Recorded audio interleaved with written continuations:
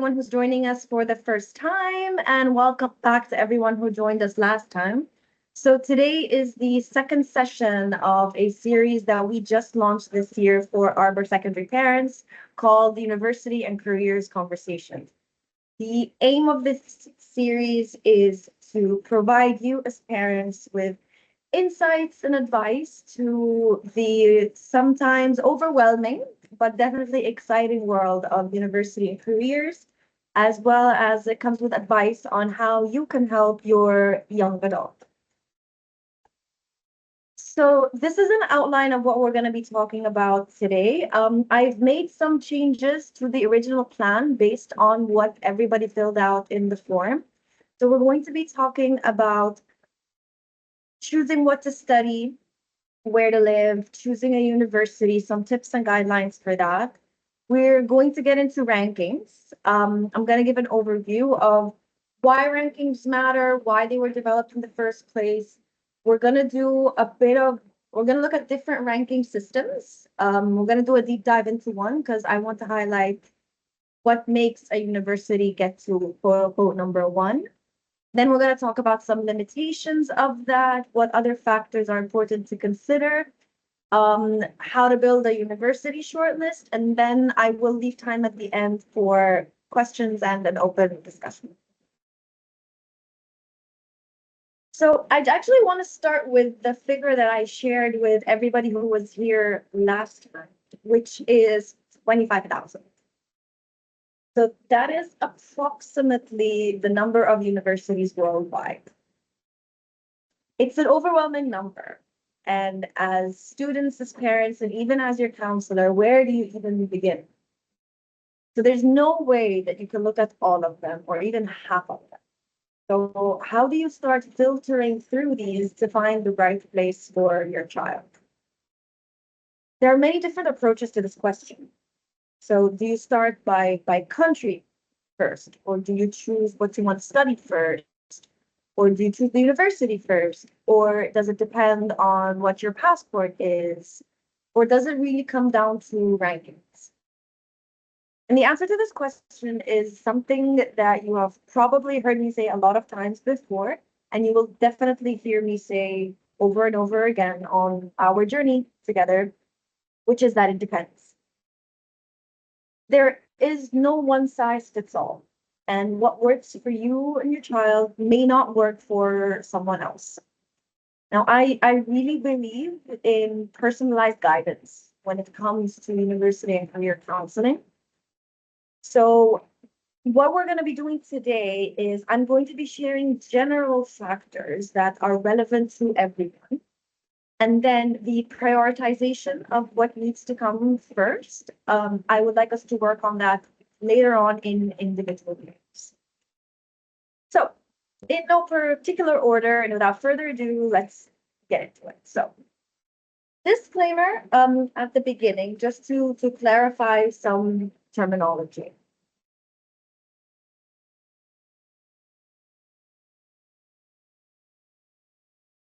Okay. So disclaimer at the beginning to just clarify some terminology. So what UK universities would call courses, American universities would call majors, and some Canadian universities or European one would call it faculty or major, but essentially they refer to the same thing, which is the course or the degree that the student is studying towards, if it's business or if it's art or engineering. So because we are a British school, I'll be using the word course.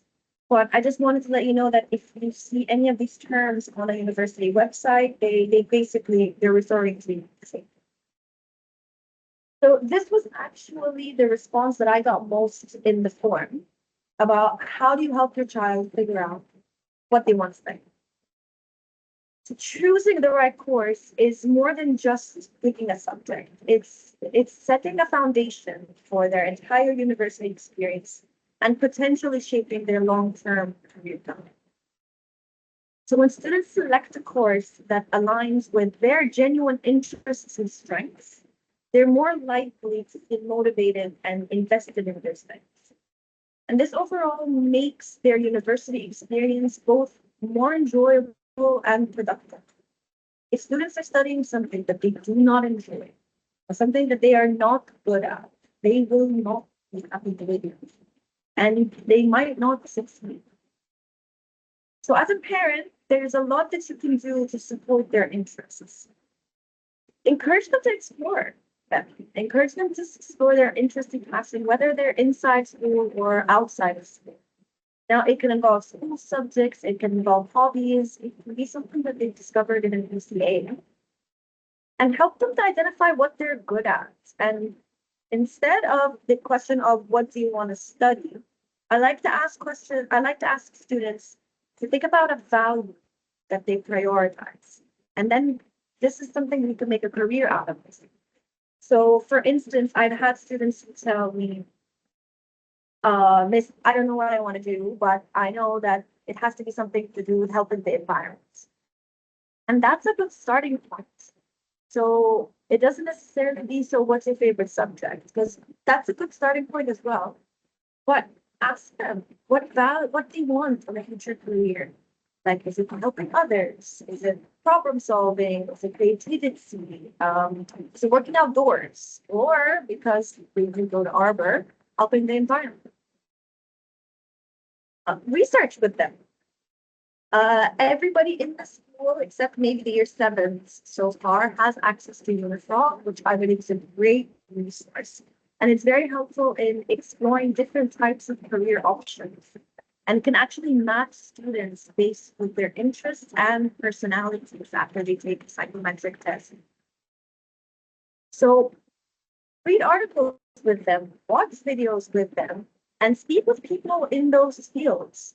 Which brings me to my next point. Arrange job shadowing or informational interviews. Connect them with family members or people you know in Dubai or anywhere that work in the fields that they're interested in. It's very, very powerful. I once had a student who came and she told me, Miss, I want to be a doctor. We talked about it for a little bit, and then I told her, are there any doctors in your family? And she said yes. And I told her, okay, well, I want you to prep a few questions, and I want you to approach this person, not as your cousin, but as a doctor, and find out as much as you can about what it took for them to become a doctor. Ask them about what they do every day, what their daily life is like, and what it was like to study medicine. She did that, and she came back the next day, and she said, Miss, I don't think that school is for me. So it's a very powerful students a glimpse to like what working in that field would be. So building up on that, this is something that I am actually working on at the moment, is I'm trying to secure internships for our current year 12 students. So if you are willing to host an Arbor student, please do let me know about that.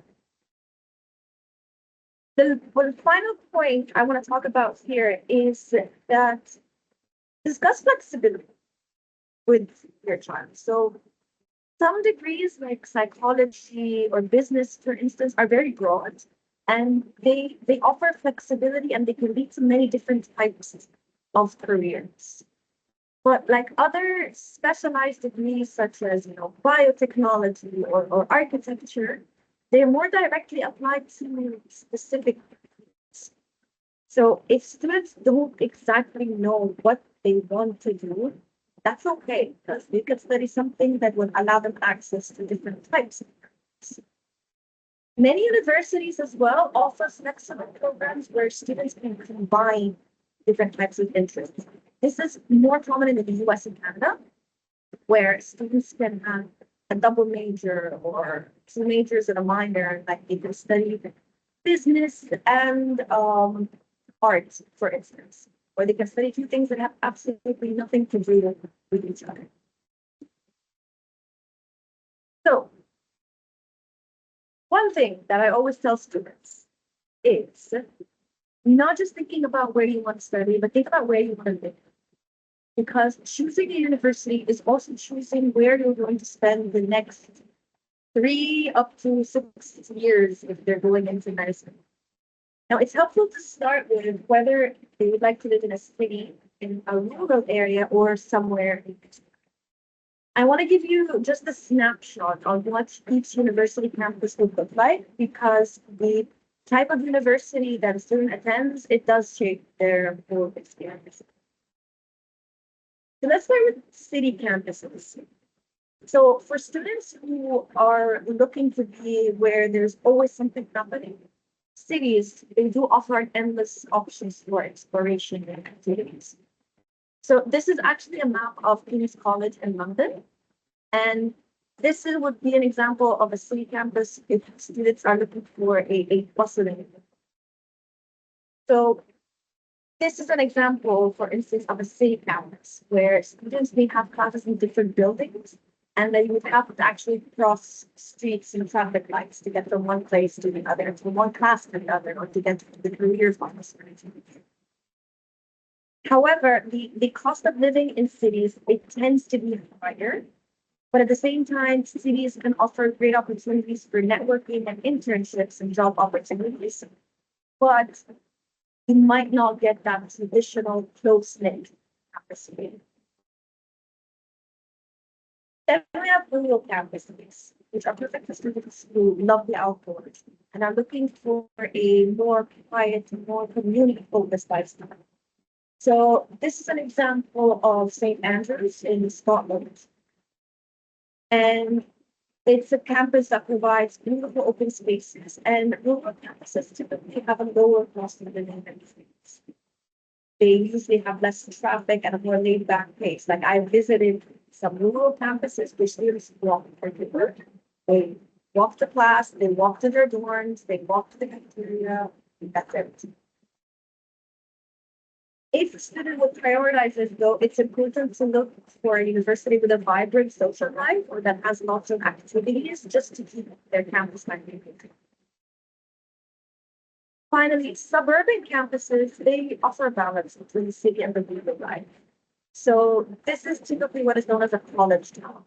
So the University of Surrey, for instance, it provides a relaxed pace with access to nearby cities. So it's right close to London. So students can enjoy going into the city for a night, for instance, or finding competitive internships without the full city cost. And it's often the best of both. So when you're having this conversation with your teenager, think about these location factors. Encourage them to imagine the kind of lifestyle that will make them the happiest and most fulfilled during their university years. In my experience with students coming from Dubai, it's it's different. Like some are so used to living in the city that they want to take that into their journey after that. They're like, I have a city house and I am used to something always happening. And that's fine. Some don't want to live in the city anymore. They're like, I'm ready for a quieter place.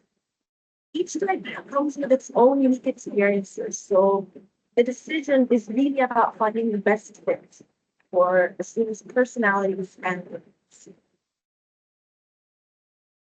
Okay, so let's get into rankings. Now, when we're talking about rankings, it's important to understand why they hold such importance and why so many people pay attention to them. So rankings, they serve as a critical guide for different groups of people. So for students, it's a baseline for deciding where to apply. And they do offer a general view of a university's reputation and strengths. So for example, a student who is interested in research-intensive fields should definitely look at rankings to find universities known for their strong research outcomes. Academics also use rankings when planning their careers. So highly ranked institutions, they often have relevant programs, resources, and they offer opportunities to their staff to plan. University leaders use rankings very strategically as well, because rankings influence funding, the type of students they attract, and they set benchmarks for creating them. And this is especially true in very competitive fields that aim to attract the top talent, whether it's faculty or students. And very important to keep in mind that rankings they play a big role in government policies. So they help officials to assess national education systems on country-wide scale. They play a role in determining funding allocations and generally making adjustments to support education. So rankings are important. They provide a snapshot of strengths, but they often don't tell the full story. So this is what I want to do a deep dive into today. So essentially rankings, they order higher education institutions based on various criteria, but each factor depends on the different specific ranking systems. Now, there's rankings that can be conducted nationally on a country scale or internationally within a specific country or within a region. The three longest established and most influential ones are US, Times Higher Education, and the Shanghai rankings or the AWR. So I'm gonna do a little bit of a deep dive into the Times Higher Education one because it tends to be the biggest, most popular one. But I will show you at the end how the other two are. So Times Higher Education, they publish their rankings annually, and it's mostly focused on very research-intensive universities. The universities have to reach out to be featured and ranked, but participation is voluntary and free. To generate the report of 2024, which just came out on Times Higher Education, it looked at 2,673 universities with 127 countries. But out of all of those, it only ranked 1,905. What happened to the rest? The rest didn't have enough research papers, so they were not even featured. The minimum threshold should be considered for ranking in the first place is that a university publishes at least 1,000 papers over the past 5 years, and a minimum of 150 publications per year. So the universities that did not even meet that didn't even get time to be ranked. So this is an overview of how the data is gathered and what it means. And I'm going to get into this in more detail. So let's talk about the data behind ranking. So there's 18 indicators, but they're primarily focused on data sources that Times Higher Education gathers, about 5 things. You look at teaching, you look at research environment, research quality, industry, and international outreach. And each of these pillars is made up of metrics. So here, for instance, you have teaching reputation and research reputation. And they, in turn, are derived from 3 main data sources: reputation surveys, bibliometric data or citations, and university submissions. So just to expand a little bit more on the 5 areas that I've looked at to determine a university's rank, and I'm not going to spend too much time here, but I do have a point I'm trying to get to. So in teaching, they look at teaching resources and the focus of the teaching and the reputation within these universities. Research environment looks at resources and productivity. So what is available to researchers in order for them to do their job? And what is the reputation of the research within that university? We also look at research quality. The emphasis here is on the quality of papers rather than the quantity. For industry, this refers to the link between an institution and the economic drivers of the country. So it looks at the amount of revenue that the industry produces, which is the input, but also the amount of patents that are produced that reference the university research. International outlook is being international is seen as a positive way for universities to grow. And so they look at these outlooks in different measures, like how many international staff and students they have. So the other two, most of the performance indicators do relate to research, teaching, also employability, and internationalization. So QS, for instance, they also look at, based on the global survey of academics, were asked to identify the leading institutions in their field. They look at graduate employers who are asked to identify the institutions producing the best graduates in the sector. Student to faculty ratio, which is an indicator of teaching quality. How many citations their professors have, and how good they are in attracting faculty from industries. Rank high as well, all of its indicators are related to research excellence. How many of their professors, how many of their alumni have won Nobel Prizes or prize winners? How many of their staff have won awards? How many citations has the university received? How many publications have they had? How many papers as well? So the point of this is, so while rankings, they do provide insight into a university's performance, they do come with lots of limitations. So most of what we discussed is going to be research focused. And because they built up a specific model of what the university is quote unquote number one in, so rankings, they've made up a model of excellence that prioritizes a research-led institution. And this encourages other universities around the world to conform to those standards. This can mean that universities with different types of strengths, like excellent teaching staff or community engagement, they might be undervalued, or they might simply be pushed aside if their research output isn't as far as some of the larger, more better funded institutions.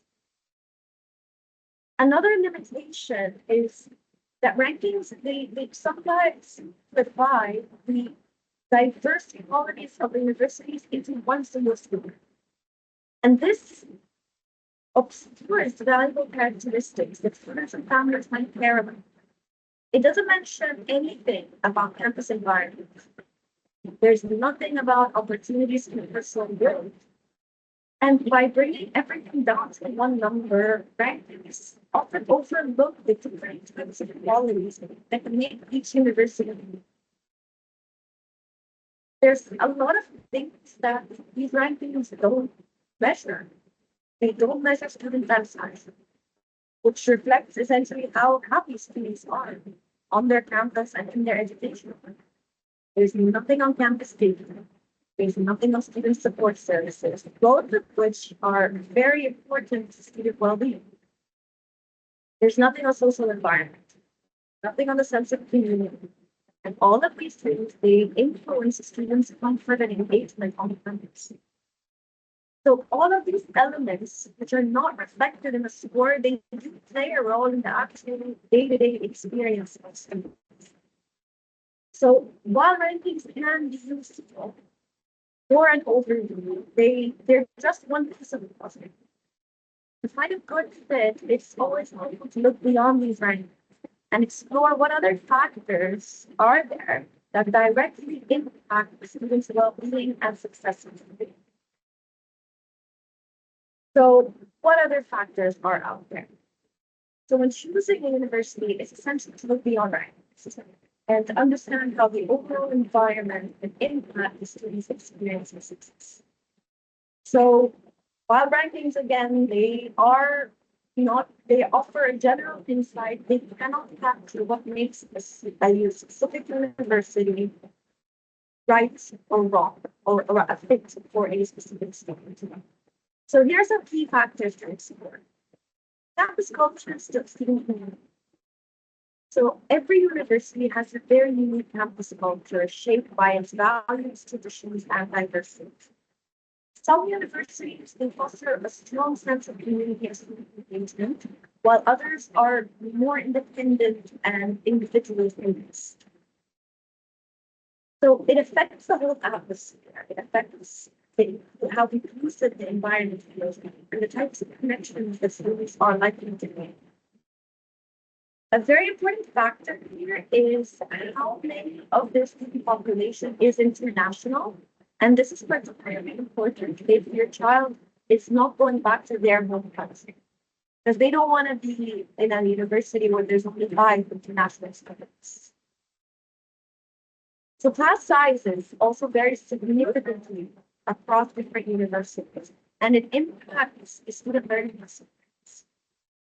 Our students here at Arbor are used to smaller class sizes, and they're going to be graduating from school where all of their teachers know them very well.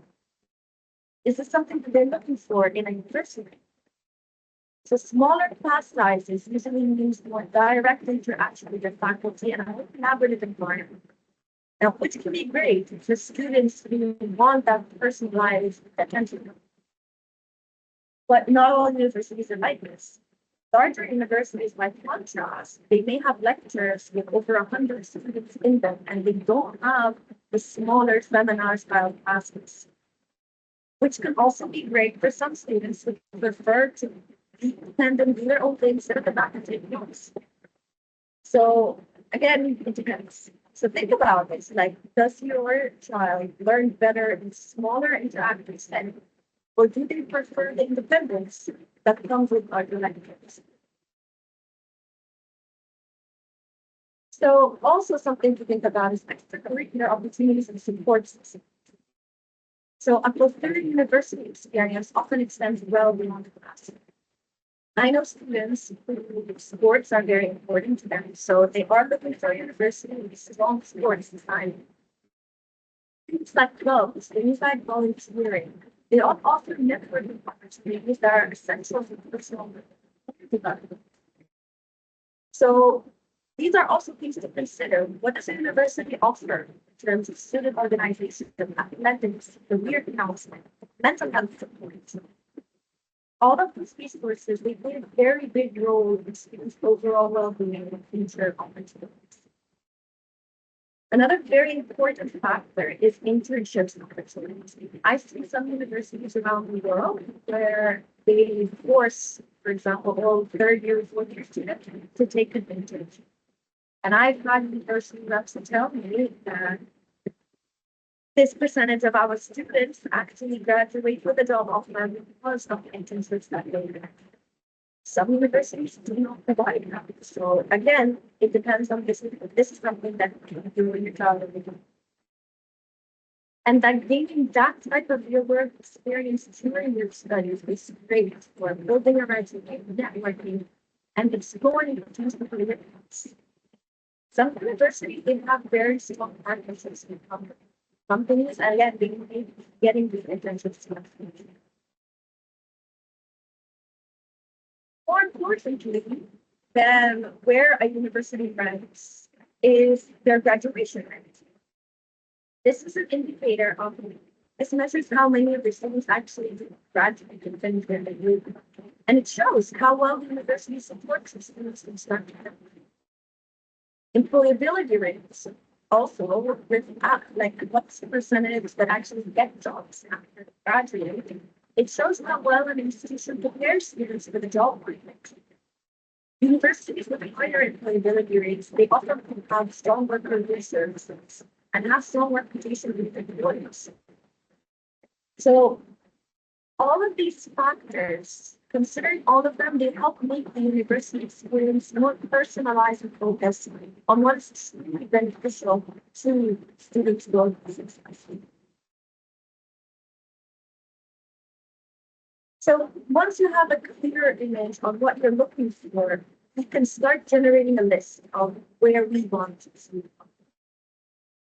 And these are generally broken down into 4 categories. So first we have the wild cards. These are the highly selective top ranking institutions that might feel like a long shot.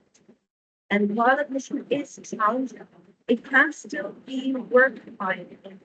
Students build a very strong connection to this university if it's their quote unquote dreams to do, and if they have a chance of getting accepted.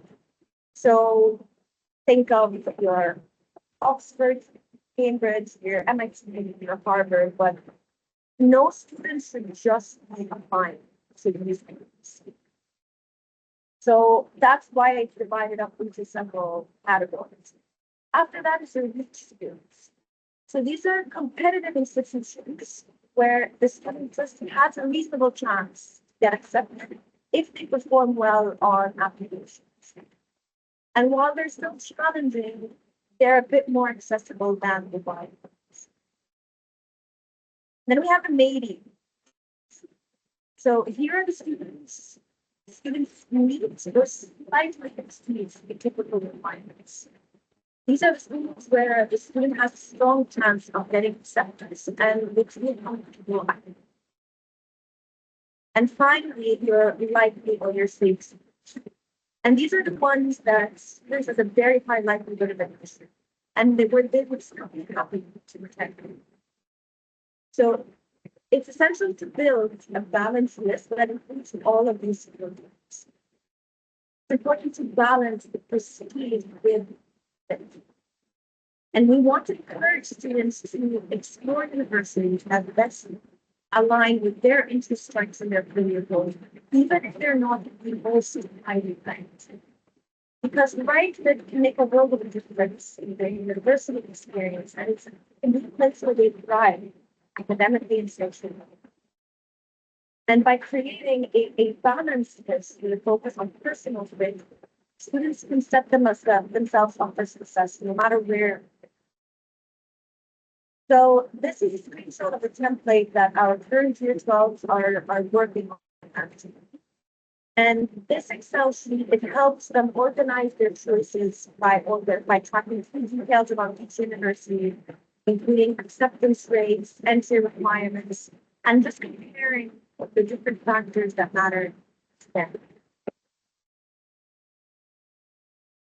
How you rank or where you place a university, it comes down to a few critical areas. So firstly, it's academic or entry requirements on some websites.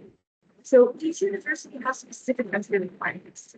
The best source for this is the entry website. And they will always usually just say straight out what they're looking for from students who's graduated from a registered school. It might be under the international section under admissions. And they will usually just say what GCSEs and A-level grades are minimum requirements.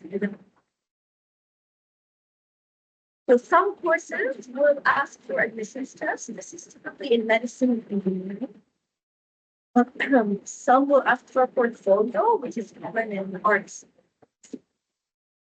In some cases, there's some prerequisites, like for instance, in medicine, you most likely want to see that a student is studying level biology and chemistry.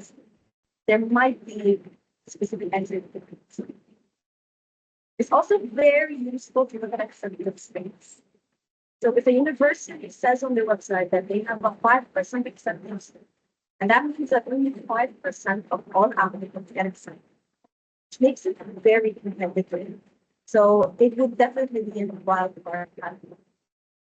And even if a student meets the entry requirements, it's still, even if they meet the entry requirements, it still means that it is very competitive because of their low acceptance.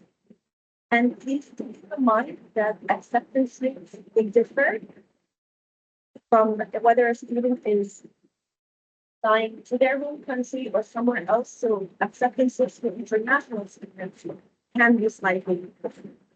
And if you ever need any help finding this information, please just tell them.